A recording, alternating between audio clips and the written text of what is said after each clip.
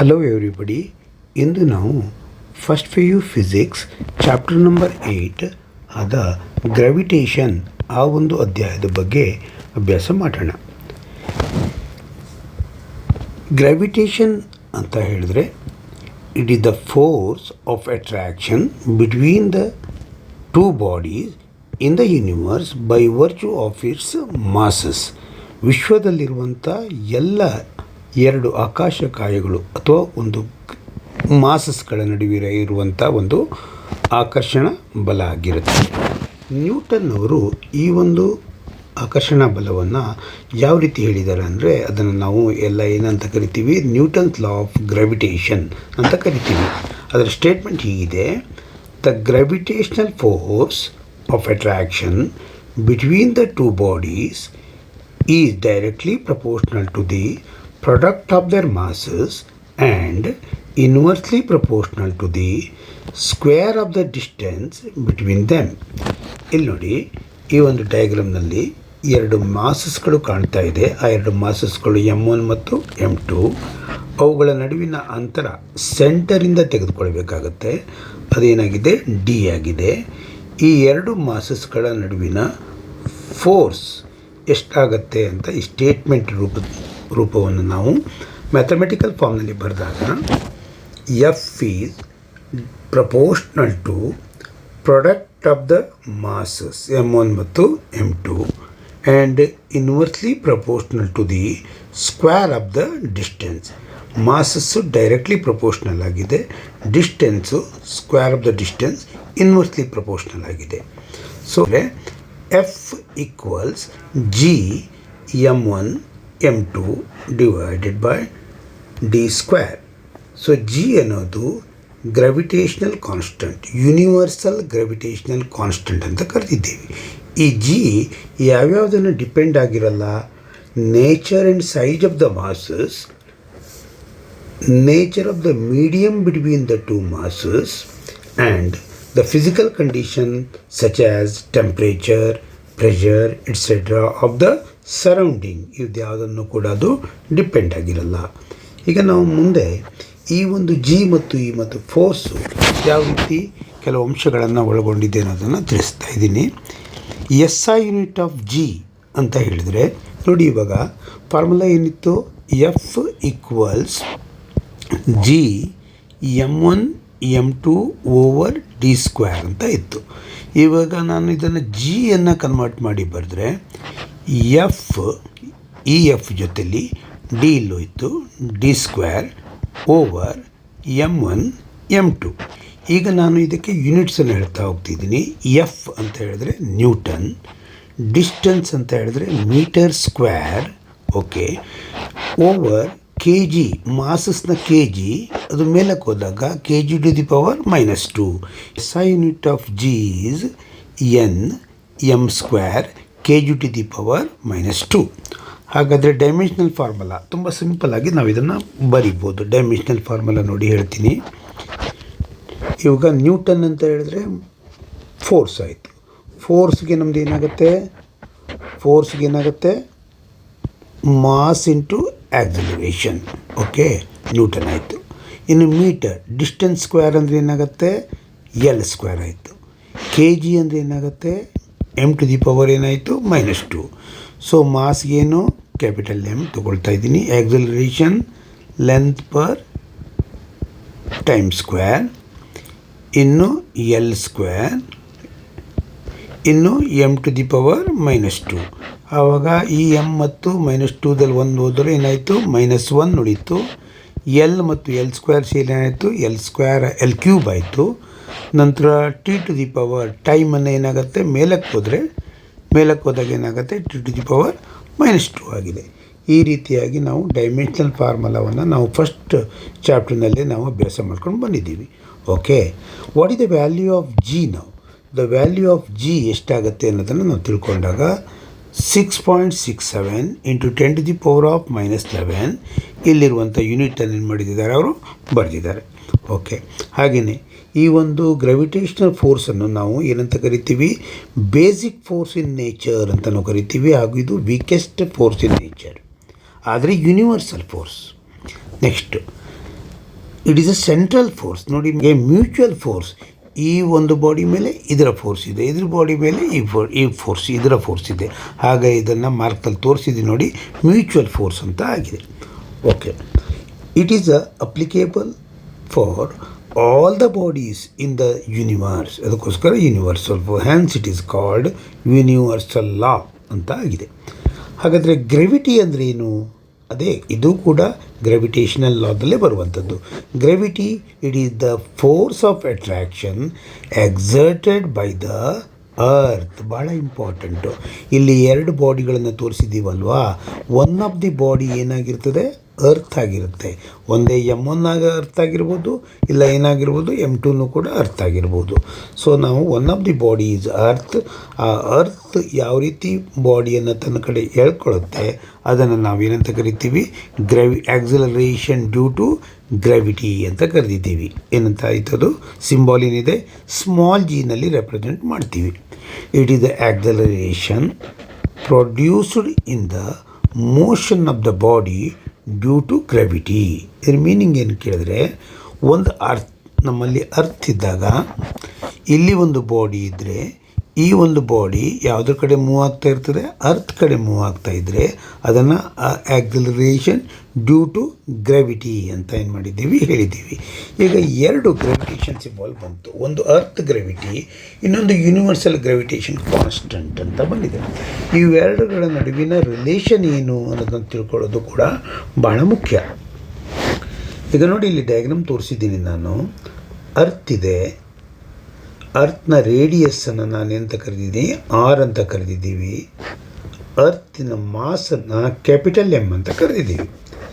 ಈಗ ಒಂದು ಬಾಡಿ ಎಲ್ಲಿದೆ ಕೇಳಿದ್ರೆ, ಅರ್ತ್ ಸರ್ಫೇಸ್ ಮೇಲೆ ಇದೆ. ಅದು ಏನೇ ಆಗಿರ್ಬೋದು, ಒಂದು ವಸ್ತು ಅರ್ತ್ ಸರ್ಫೇಸ್ ಮೇಲೆ ಇದೆ. ಅದು ಅರ್ತ್ ಸೆಂಟರಿಂದ ಎಷ್ಟು ದೂರದಲ್ಲಿದೆ, ಆರ್. ಸೊ ಇವಾಗ ನಮ್ಮ according to Newton's law, F equals G M1 M2 ಅಂತ ಮೇಲ್ಗಡೆ ಬರೆದಿದ್ದೀರಿ. ಈಗ M ಅಂತ ಹೇಳಿದ್ರೆ capital M, mass of the earth, mass of the body small m ಅಂತ ನಾನು ಬರೆದಿದ್ದೀನಿ. ಸೊ ಓವರ್ ಆರ್ ಸ್ಕ್ವೇರ್ ಅಂತ ತೆಗೆದುಕೊಳ್ಳಿ. R is the distance from the centre of the earth to centre of the body. ಆ centre of the ಬಾಡಿಯಲ್ಲಿ ಸ್ವಲ್ಪ difference ಆದರೂ ಕೂಡ ಆರ್ಗೆ ಕಂಪೇರ್ ಮಾಡಿದಾಗ ಅದರ ಸೆಂಟರ್ ರೇಡಿಯಸ್ ಏನಾಗುತ್ತೆ, ನೆಗ್ಲೆಕ್ಟ್ ಆಗುತ್ತೆ.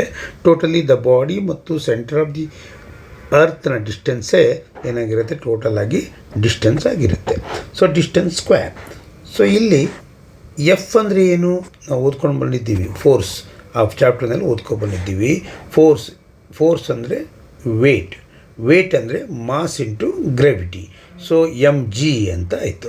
ಆ mgಯನ್ನು ನಾವಿಲ್ಲಿ ಸಬ್ಸ್ಟಿಟ್ಯೂಟ್ ಮಾಡಿದಾಗ ಈ ಎಮ್ಗಳು ಏನಾಯಿತು, ಕ್ಯಾನ್ಸಲ್ ಆಗಿದೆ, ಕಾಮನ್ ಆಗಿದೆ.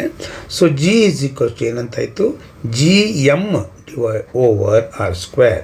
ಏನು meaning, the gravity is equals to gravitation constant mass of the earth over ಏನಾಗುತ್ತೆ, radius square. This is the very good relation. ಇದು ಬಹಳ ಇಂಪಾರ್ಟೆಂಟ್ ಆಗಿರುವಂಥ ಒಂದು ರಿಲೇಷನ್ ಆಗಿರುತ್ತೆ.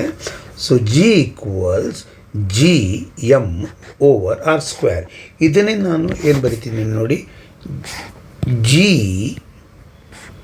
ಈ ಆರ್ ಸ್ಕ್ವೇರ್ ಮೇಲಕ್ಕೆ ಕಳಿಸಿದರೆ ಆರ್ ಸ್ಕ್ವೇರ್ ಈಕ್ವಲ್ಸ್ ಏನಂತ ಆಯ್ತಾಗಾದರೆ gm.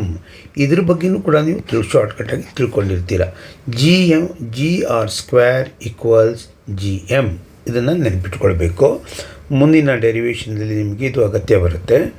ಓಕೆ, ಈಗ ನಾವೇನು ಮಾಡ್ತಾಯಿದ್ದೀವಿ ನೋಡಿ, ಈ ಒಂದು ಅರ್ತ್ ಸರ್ಫೇಸ್ ಮೇಲೆ ಒಂದು ಬಾಡಿ ಇದ್ದಾಗ ಅಲ್ಲಿ ನಾವು ರಿಲೇಷನನ್ನು ಕಲಿತ್ಕೊಂಡ್ವಿ, G ಮತ್ತು G ಬಗ್ಗೆ. ಈಗ ಒಂದು ಬಾಡಿ ಇದೆ, ಅದು ಎಬೋವ್ ದ ಅರ್ತ್ ಸರ್ಫೇಸ್ಗಿಂತ ಏನಾಗಿದೆ, ಮೇಲಕ್ಕಿದೆ. ಅರ್ತ್ ಸರ್ಫೇಸಲ್ಲಿ ಇದ್ದಾಗ G ವ್ಯಾಲ್ಯೂನ ನಾವು ಫೈಂಡ್ ಔಟ್ ಮಾಡಿದ್ದೀವಿ. ಇವಾಗ ಹೈಟಲ್ಲಿದ್ದಾಗ G ವ್ಯಾಲ್ಯೂ ಎಷ್ಟು ಅಂತ ನಾವು ಫೈಂಡ್ ಔಟ್ ಮಾಡಬೇಕು.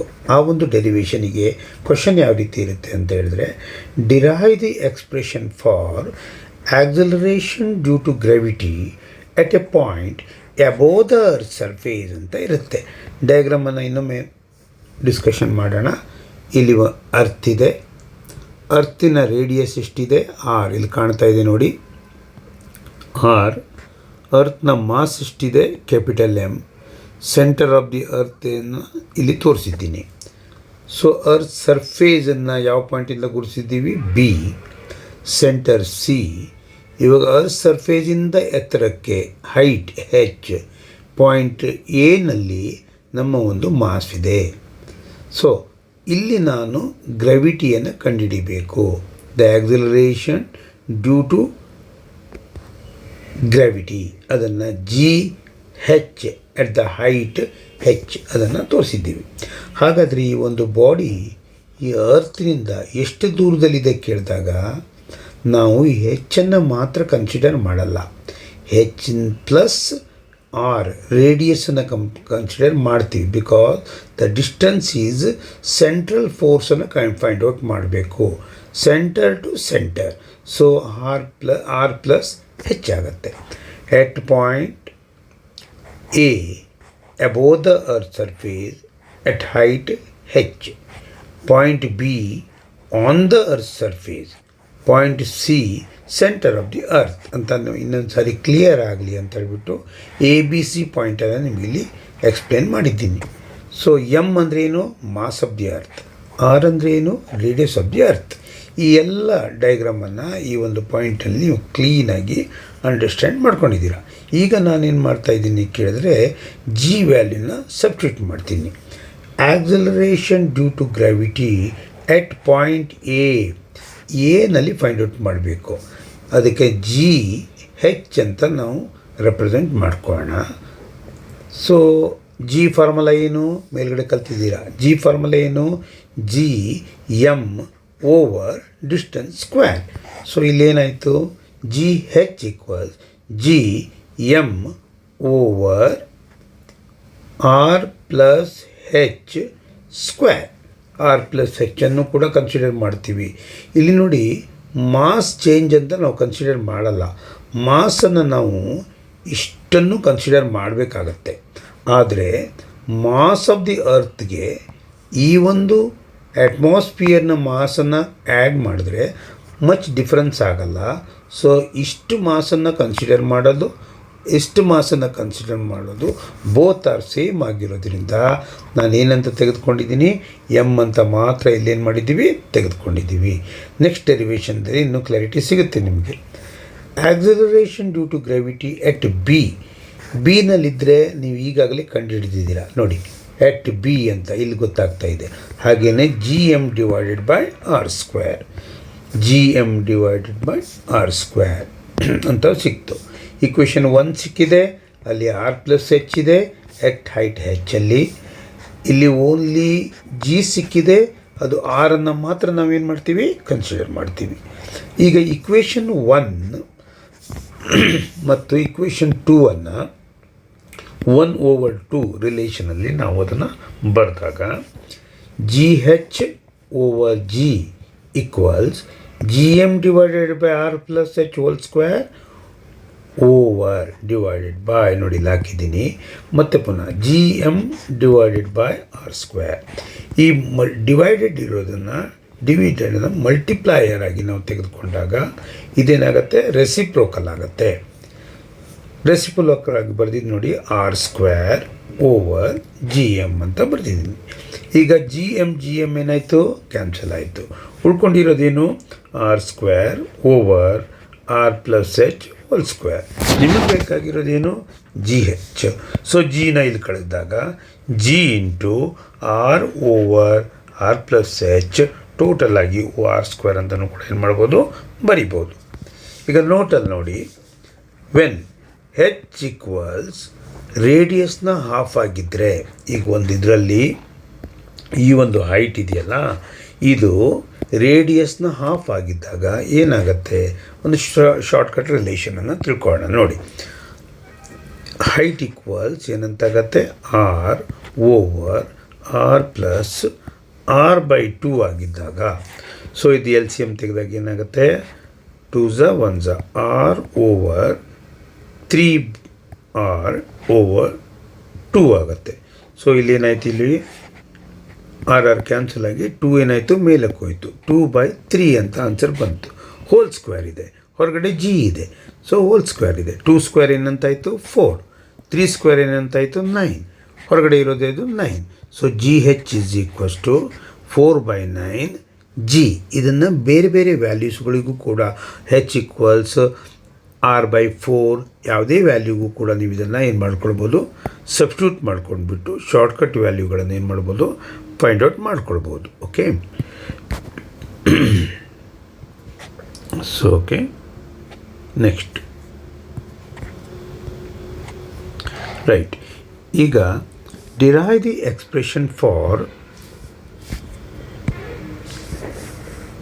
acceleration due to gravity at a point below the earth's surface. ಇವಾಗ ಏನಾಗಿದೆ ನೋಡಿ, ಮೊದಲಿನ ಡೆರಿವೇಷನಲ್ಲಿ ಏನು ಮಾಡಿದ್ರಿ ನಾವು, ಅಬೋವ್ ದ ಅರ್ತ್ ಸರ್ಫೇಸಿಗೆ ಹೋದ್ವಿ, R+H ಅಂತ ಬಂತು. ಈಗ ನೆಕ್ಸ್ಟ್ ಪಾಯಿಂಟಲ್ಲಿ ಏನು ಮಾಡ್ತಾ ಇದ್ದೀವಿ ಕೇಳಿದ್ರೆ, ನಾವು ಸರ್ಫೇಸಿಂದ, ಇದು ಅರ್ತ್ ಸರ್ಫೇಸ್, ಇದು ಪೂರ್ತಿ ಅರ್ತ್ ಆಗಿದೆ, ಡೌನಿಗೆ ನಾವು ಬಂದಿದ್ದೀವಿ, ಬಿಲೋ ದ ಅರ್ತ್ ಸರ್ಫೇಸ್ಗೆ ಬಂದಿದ್ದೀವಿ. ಇಲ್ಲಿ ಬಂದಾಗ ನಮ್ಗೆ ಇಲ್ಲಿ ಪಾಯಿಂಟಲ್ಲಿ ಬಂದು ನಿಂತ್ಕೊಂಡಿದ್ದೀವಿ, ಡೆಪ್ತಲ್ಲಿ ಬಂದು ನಿಂತ್ಕೊಂಡಿದ್ದೀವಿ. ಆವಾಗ ಹೈಟಲ್ಲಿ ಹೋಗಿ ನಿಂತ್ಕೊಂಡಿದ್ವಿ, ಈಗ ಎಲ್ಲಿ ಬಂದು ನಿಂತ್ಕೊಂಡಿದ್ದೀವಿ, ಆವಾಗ ಹೈಟಲ್ಲಿದ್ವಿ, ಇವಾಗ ಎಲ್ಲಿದ್ದೀವಿ, ಡೆಪ್ತಲ್ಲಿದ್ದೀವಿ. ಆಗ ಮೊದಲಿನಲ್ಲಿ ಮಾಸು ಇಷ್ಟಿದೆ, ಅರ್ತ್ ಮಾಸ್. ನೆಕ್ಸ್ಟ್ ಮಾಸನ್ನು ಕನ್ಸಿಡರ್ ಮಾಡೋದು ಇಷ್ಟನ್ನು ಮಾತ್ರ. ಸೊ ಈ ಒಳಗಡೆ ಇರುವಂಥ ಮಾಸನ್ನು ನಾವು ಹೊರಗಡೆ ಈ ಸರ್ಫೇಸ್ ಮಾಸನ್ನು ಲೆಕ್ಕಕ್ಕೆ ತೆಗೆದುಕೊಳ್ಳೋದಿಲ್ಲ. ಆವಾಗ ಈ ಒಳಗಡೆ ಮಾಸನ್ನು ಮಾತ್ರ ತೆಗೆದುಕೊಳ್ತೀವಿ. ಅದನ್ನು ನಾವೇನೇನು ಬರೆದಿದ್ದೀವಿ, M'. ಮೊದಲನೇ ಡೆರಿವೇಷನಲ್ಲಿ ಏನಾಗಿತ್ತು, M' ಎರಡೂ ಕೂಡ ಸೇಮ್ ಅಂತ ಕನ್ಸಿಡರ್ ಆಗಿತ್ತು, ಬಿಕಾಸ್ ಅಟ್ಮಾಸ್ಫಿಯರಿಕ್ ಮಾಸನ್ನು ನಾವು ನೆಗ್ಲೆಕ್ಟ್ ಮಾಡಿದ್ವಿ.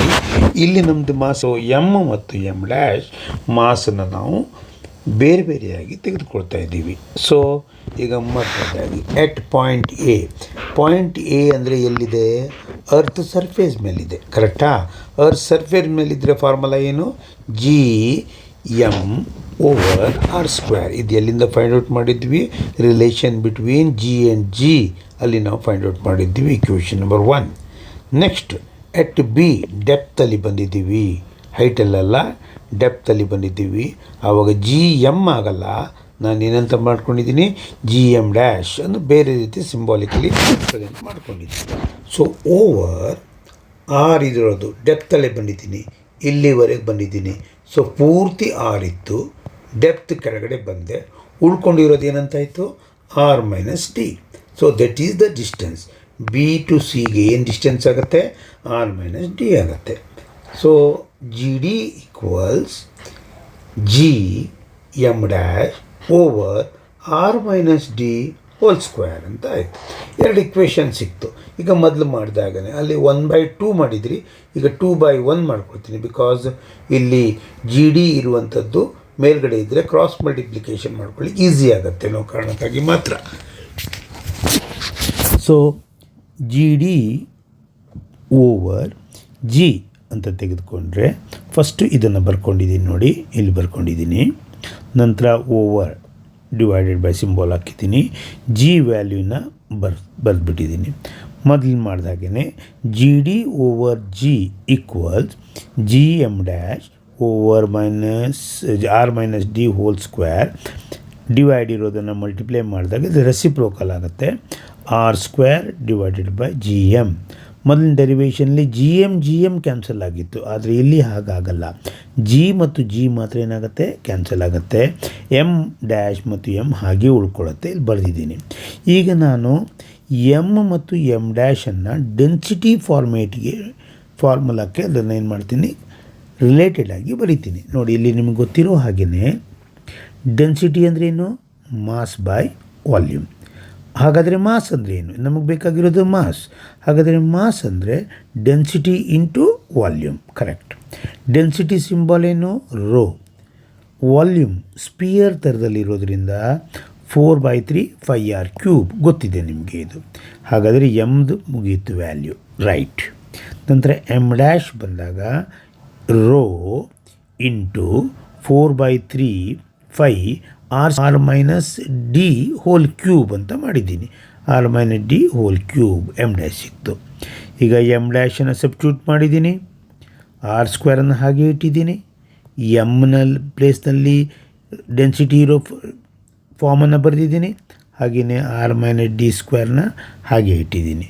ಈಗ ಕ್ಯಾನ್ಸಲ್ ಆಗೋದು ಯಾವ್ಯಾವುದು? Density cancel, 4/3 cancel, 5 cancel, R minus D whole square, ಇಲ್ಲಿ R minus D whole cube cancel. ಉಳ್ಕೊಂಡಿರೋದೇನು? R minus D. ಇಲ್ಲಿ ಆರ್ ಕ್ಯೂಬ್ ಇದೆ, ಇಲ್ಲಿ ಆರ್ ಸ್ಕ್ವೇರ್ ಇದೆ, ಹಾಗಾದರೆ ಉಳ್ಕೊಂಡಿರೋದೇನು? ಆರ್. ಸೊ ಇದನ್ನು ಜಿ ಡಿ ಈಕ್ವಲ್ಸ್ ಏನಂತ ಆಯ್ತು? ಹಾಗಾದರೆ ಜಿ ಮೇಲೆ ಕಳಿಸಿದ್ದೀನಿ, G into R minus D over R ಅಂತ ನಮ್ಗೆ ವ್ಯಾಲ್ಯೂ ಏನಾಗಿದೆ? ಸಿಕ್ಕಿದೆ. ಸಿಂಪಲ್ಲಾಗಿ ಹೇಳಬೇಕು ಅಂತ ಹೇಳಿದರೆ ನೋಡಿ, ಇಲ್ಲಿ ಜಿ ಹೆಚ್ equals G into R plus H whole square ಅಂತ ಬಂದಿದೆ. ಒಂದು ವೇಳೆ ಈ ಒಂದು ಹೈಟ್ ರೇಡಿಯಸ್ಗೆ ಕಂಪೇರ್ ಮಾಡಿದಾಗ ನೆಗ್ಲೆಕ್ಟ್ ಆಗಿದ್ದರೆ, ಅಂದರೆ the mass is very close to earth surface ಆಗಿದ್ದರೆ ಏನಾಗುತ್ತೆ? ಆರ್ ಓವರ್ ಆರ್ ಆಗುತ್ತೆ. R over R whole square, R ಅಂದರೆ 1 ಆಯಿತು, 1 ಸ್ಕ್ವೇರ್ ಅಂದರೆ 1. G H is equals to ಏನಾಗುತ್ತೆ? ಆವಾಗ ಜಿನೇ ಆಗುತ್ತೆ. ಇಲ್ಲಿ ನೋಡಿ, ಇಲ್ಲಿ ಬಂದಾಗ ಇದು ಡೆಪ್ತ್ ಇರೋದು ನಾವು ತುಂಬ ನೆಗ್ಲೆಕ್ಟ್ ಮಾಡಿದಾಗ, ಸ್ವಲ್ಪ ಕಡಿಮೆ ಬಂದಾಗ ಇಲ್ಲೂ ಕೂಡ ಕ್ಯಾನ್ಸಲ್ ಆಗಿ ಇದು ಕ್ಯಾನ್ಸಲ್ ಆಗುತ್ತೆ. ಅಂದರೆ ಅರ್ತ್ ಸರ್ಫೇಸ್ ಹತ್ರ ಇದ್ದಾಗ ಜಿ ವ್ಯಾಲ್ಯೂ ಎಷ್ಟಿರುತ್ತದೆ? 9.8. ಅದು ಅರ್ತ್ ಸೆಂಟರಿಂದ ಮೆಜರ್ ಮಾಡ್ತಾ ಹೋದರೆ G value up to earth ಸರ್ಫೇಸ್ವರೆಗೆ ಇನ್ಕ್ರೀಸ್ ಆಗ್ತಾ ಹೋಗುತ್ತೆ, ಲೀನಿಯರ್ಲಿ, ಒಂದೇ ರೂಪದಲ್ಲಿ. ಅರ್ತ್ ಸೆಂಟರಿಂದ ಅರ್ತ್ ಸರ್ಫೇಸ್ವರೆಗೆ ನೋಡಿ, ರೇಡಿಯಸ್ ತೋರಿಸಿದ್ದಾನೆ ಇಲ್ಲಿ. ರೇಡಿಯಸ್ ಅಂತ ಹೇಳಿದ್ರೆ ಎಷ್ಟು ಡಿಸ್ಟೆನ್ಸ್ ಟ್ರಾವೆಲ್ ಮಾಡಿದ್ರು ಅಂತ. ಈ ಡಿಸ್ಟೆನ್ಸ್ ಟ್ರಾವೆಲ್ ಮಾಡ್ತಾ ಇದ್ದಾಗೇ ಈ ಒಂದು ಗ್ರಾವಿಟಿ ಏನಾಗ್ತಾ ಹೋಗ್ತದೆ? ಇನ್ಕ್ರೀಸ್ ಆಗ್ತಾ ಅರ್ತ್ ಸರ್ಫೇಸ್ವರೆಗೆ ಹೋಗುತ್ತೆ. ಅರ್ತ್ ಸರ್ಫೇಸಿಂದ ಮತ್ತೆ ಹೈಟಲ್ಲಿ ಹೋಗ್ತಾ ಇದ್ದರೆ ಆವಾಗ ಗ್ರಾವಿಟಿ ಏನಾಗ್ತಾ ಇರ್ತದೆ? ಹೋಗ್ತಾ ಏನಾಗ್ತಾ ಇರ್ತದೆ? ಕಡಿಮೆ ಆಗ್ತಾ ಇರುತ್ತೆ ಅನ್ನೋ ಪಾಯಿಂಟನ್ನು ಇಲ್ಲಿ ಹೇಳಿದ್ದಾರೆ. ಈಗ ನಾವು ಈ ಒಂದು ಭಾಗದಲ್ಲಿ ಗ್ರಾವಿಟೇಷನ್ನ ಅರ್ಥ ಏನು, ನ್ಯೂಟನ್ಸ್ ಲಾ ಆಫ್ ಗ್ರಾವಿಟೇಷನ್, ಹಾಗೆಯೇ acceleration due to gravity, G ಮತ್ತು ಜಿಗಳ ನಡುವಿನ ರಿಲೇಷನ್, ಹಾಗೂ gravity above the earth surface, gravity below the earth surface ಎಂಬುದನ್ನು ತಿಳ್ಕೊಂಡಿದ್ದೀವಿ. ಮುಂದಿನ ಭಾಗದಲ್ಲಿ ನಾವು ಕೆಪ್ಲರ್ಸ್ ಲಾ, ಹಾಗೆಯೇ speed of earth satellite, gravitational potential energy ಹಾಗೂ ಎಸ್ಕೇಪ್ ಸ್ಪೀಡ್ ಮತ್ತು ಎನರ್ಜಿ ಆಫ್ ಆರ್ಬಿಟಿಂಗ್ ಸ್ಯಾಟಲೈಟ್ ಮತ್ತು ಸ್ಯಾಟಲೈಟ್ನ ಉಪಯೋಗಗಳನ್ನು ತಿಳ್ಕೊಳ್ಳೋಣ.